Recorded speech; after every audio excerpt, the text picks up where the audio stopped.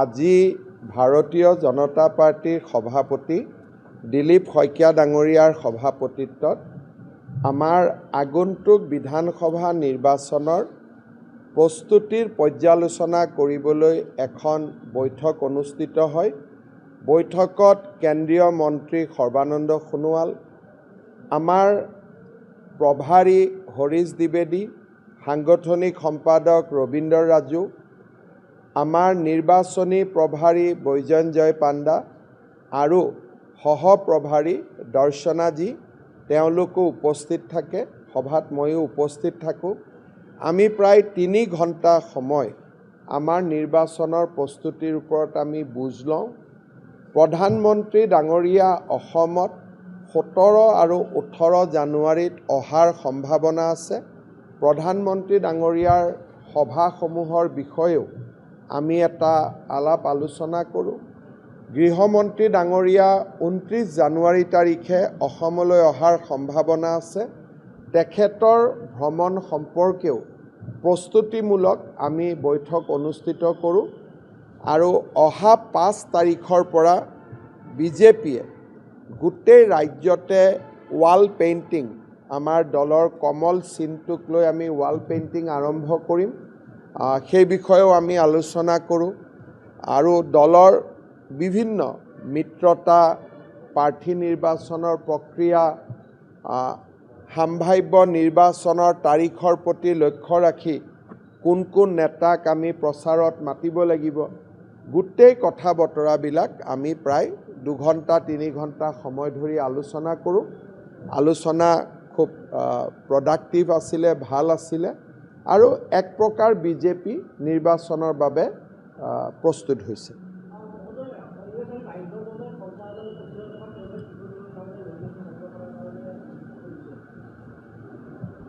সেইটো দুইটা দলৰ বিষয়বস্তু আৰু কংগ্ৰেছে 50,000 বিচাৰিছে, ৰাইজৰ দলে 25,000 বিচাৰিছে। ৰাইজৰ দলে নন ৰিফাণ্ডেবল কৈছে, কংগ্ৰেছে মিত্ৰ দলক ৰিফাণ্ডেবল বুলি কৈছে। এইটো তেওঁলোকৰ দলীয় বিষয়, তাত আমি কমেণ্ট দিয়াটো উচিত নহয়। নিশ্চিতভাৱে প্ৰত্যেকগৰাকী বিজেপিৰ বিধায়কে টিকট পাব, তাৰ নিশ্চয়তা কোনেও দিব নোৱাৰে।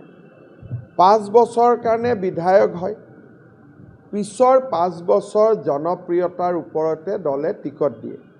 আমাৰ ইয়াত এপ্লিকেশ্যনৰ ছিষ্টেম নাই, আমি কাৰোৰ পৰা আবেদনো নলওঁ। গতিকে আমাৰ নিৰ্বাচনত কোনে টিকট পাব, বুথ কমিটিৰ পৰা ৰাজ্যিক নিৰ্বাচনী কমিটিলৈকে এটা প্ৰক্ৰিয়াৰ মাজেৰে নাম আহে।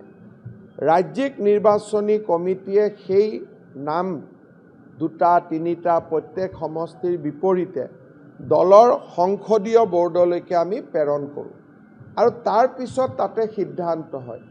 সংসদীয় বৰ্ডৰ সভাত কি সিদ্ধান্ত হ'ব 2 মাহ আগতে তাক কোনেও ক'ব নোৱাৰে। তেওঁলোকে কি সিদ্ধান্ত ল'ব সেইটো 2 মাহ আগতে কোনো প্ৰাসংগিকতা নাথাকে। আৰু মই যদি কওঁ সকলোৱে পাব, নাপাব পাৰে, পাব পাৰে। পাৰ্লিমেণ্টাৰী বৰ্ডত মোদী ডাঙৰীয়া নিজে বহি থাকে, দলৰ সভাপতি বহিব, নীতিন নবীন ডাঙৰীয়া বহিব, অমিত শ্বাহ ডাঙৰীয়া বহিব, ৰাজনাথ সিং ডাঙৰীয়া বহিব। সেই সভাখনত কি সিদ্ধান্ত হ'ব 60 দিন 90 দিন আগতে কেনেকৈ কোনোবাই ক'ব পাৰিব? মই সেইটোকে কৈছোঁ যে সংসদীয় দলে কি সিদ্ধান্ত ল'ব তাক মুখ্যমন্ত্ৰী বা দিলীপ শইকীয়াই আপোনালোকক ক'ব নোৱাৰে। কিন্তু দলৰ এটা সাধাৰণ নীতি থাকে বিজেপিৰ, অসম বুলি নহয় দেশতে, যে আমি মহিলা আৰু যুৱকক অগ্ৰাধিকাৰ দিওঁ। সেইকাৰণে আজি আমাৰ ৰাষ্ট্ৰীয় সভাপতি নীতিন নবীন ডাঙৰীয়াৰ মাত্ৰ 45 বছৰ। তেওঁ ভাৰতীয় জনতা পাৰ্টিৰ আজি ৰাষ্ট্ৰীয় কাৰ্যকৰী সভাপতি হৈছে। তাৰ মানে কি যে দলে নতুন মুখক সদায় প্ৰাধান্য দিয়ে, কিন্তু অসমৰ ক্ষেত্ৰত কেইখন মুখক দিব, কিমানক দিব, তাক অকল সংসদীয় বৰ্ডেহে ক'ব পাৰিব। সেই বিষয়ে কোৱাৰ কিবা যদি মই কওঁ, সেইটো মই মোৰ অধিকাৰত নথকা কথা এটা খালি আপোনালোকক সন্তুষ্ট কৰিবৰ কাৰণে ক'ব লাগিব যে সুধিছে যেতিয়া কিবা এটা কওঁ, কিন্তু তাৰ কোনো মই কোৱা কথাটো যে সঁচা হ'ব তাৰ কোনো গ্যাৰেণ্টি নাই। BTADত মিত্ৰতা সম্পৰ্কটো আজি আমাৰ বৈঠকত আলোচনা হৈছে। আমি তাত কেনেকৈ মিত্ৰতাৰ প্ৰসংগটো সমাধান কৰিব পাৰোঁ তাৰ বিষয়েও আজি আমি দীঘলীয়াকৈ চৰ্চা কৰিছোঁ আৰু অনাগত দিনবিলাকতো আমি এই বিষয়ে চৰ্চা কৰিম আৰু BTADত থকা সকলোৰে লগতো আমাৰ আলোচনা চলি আছে। আমি বিচাৰোঁ যে সকলোকে লগত লৈ চলাৰ ৰাস্তা কি আছে। যিকোনো খবৰৰ বাবে যোগাযোগ কৰক আমাৰ এই নম্বৰত 9181 307 221।